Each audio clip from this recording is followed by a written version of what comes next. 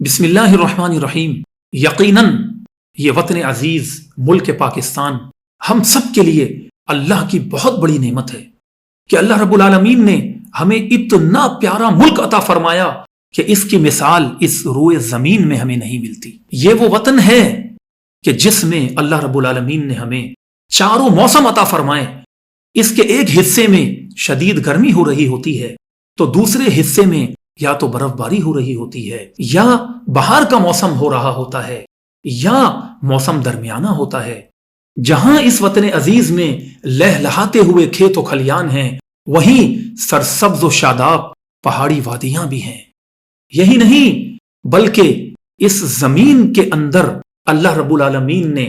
ایسے خزانے عطا فرما دیے کہ جس کی مثال اس پوری دنیا میں نہیں ملتی۔ جب ہم یہ دیکھتے ہیں تو حیران رہ جاتے ہیں کہ اسی وطن عزیز کی زمین کے اندر کہیں قدرتی گیس کے ذخائر ہیں، تو کہیں تانبا ہے، کہیں سونے کے ذخائر ہیں، کہیں پیٹرول ہے، اور نہ جانے کیسی کیسی اللہ کی طرف سے ہمیں معدنیات عطا کی گئی ہیں کہ اس کی مثال پوری روئے زمین میں نہیں ملتی۔ اور یہی نہیں محترم ناظرین کرام، یاد رکھیے کہ وطن عزیز ملک پاکستان اللہ کی وہ نعمت ہے کہ اگر ہم نے اس کی قدر نہ کی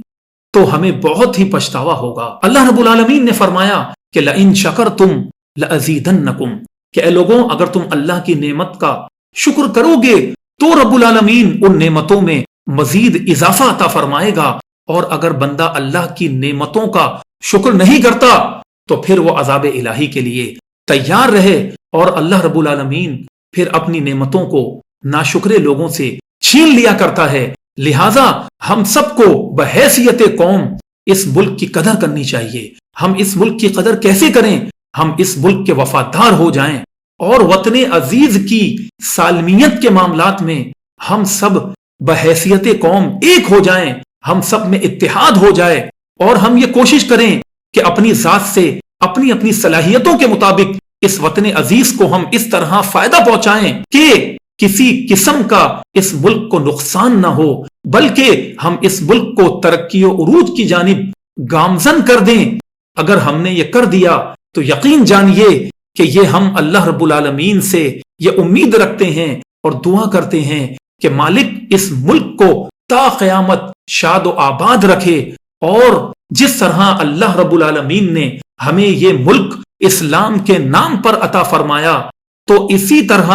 اس رب العالمین کی نعمت کا شکر کرتے ہوئے